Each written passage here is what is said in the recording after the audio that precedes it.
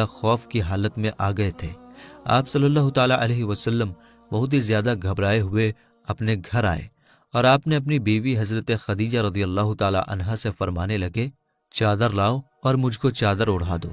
حضرت خدیجہ چادر لے کر آئیں اور پھر آپ وہ چادر اوڑھ کر سو گئے۔ اس کے کچھ دیر بعد آپ صلی اللہ تعالیٰ علیہ وسلم کے اوپر سے خوف کے اثرات کم ہوئے تو آپ نے اپنی بیوی حضرت خدیجہ رضی اللہ تعالیٰ عنہا کو یہ سارا واقعہ بیان کیا، یعنی کہ غار حرا کی پہاڑی پر جو بھی آپ کے ساتھ میں ہوا تھا وہ سارا واقعہ آپ نے حضرت خدیجہ کے سامنے بیان کر دیا۔ یہ واقعہ سن کر حضرت خدیجہ نے فرمایا کہ آپ کے اوپر یہ کوئی شیطانی کام نہیں ہو سکتا ہے، کیونکہ آپ نے تو ہمیشہ غریبوں کی مدد کی ہے، آپ نے تو ہمیشہ بیواؤں کو سہارا دیا ہے، آپ تو ہمیشہ یتیموں کے سہارے بنے ہو، آپ نے ہمیشہ بے سہارا لوگوں کی مدد کی ہے، اس لیے آپ کے ساتھ میں اللہ تعالیٰ کبھی کچھ غلط نہیں ہونے دے سکتا،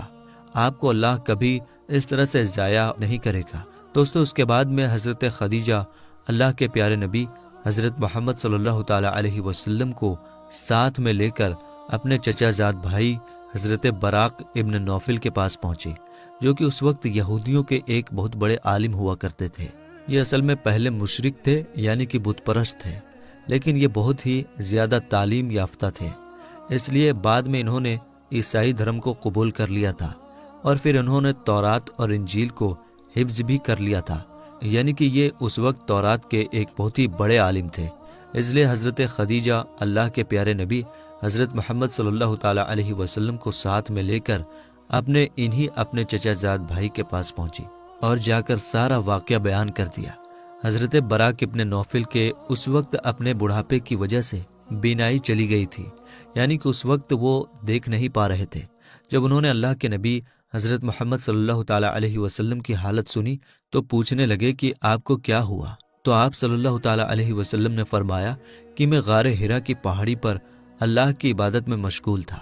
اتنے میں میرے پاس اس طرح سے ایک بہت بڑا شخص اچانک میرے سامنے آ گیا اور پھر کہنے لگا کہ پڑھو۔ جب میں نے نہیں پڑھا تو اس نے پھر اپنے سینے سے لگا کر مجھ کو بہت ہی زور سے دبایا، پھر میں نے پڑھنا شروع کر دیا۔ اب دوستو، جیسا کہ ہم نے آپ کو پہلے بتایا کہ حضرت براق ابن نوفل اس وقت کی تورات اور انجیل کے ایک بہت بڑے عالم تھے، اس لیے وہ اللہ کے آخری نبی کے آنے کی تمام نشانیوں کے بارے میں اچھی طرح سے جانتے تھے۔ اس لیے وہ یہ سن کر کہنے لگے کہ اللہ کی قسم، جو بھی آپ کے پاس میں آیا تھا وہ وہی اللہ کا فرشتہ تھا جو حضرت موسیٰ اور حضرت عیسیٰ علیہ السلام پر نازل ہوتا تھا، یعنی کہ جو فرشتہ حضرت موسیٰ اور حضرت عیسیٰ کے پاس آتا تھا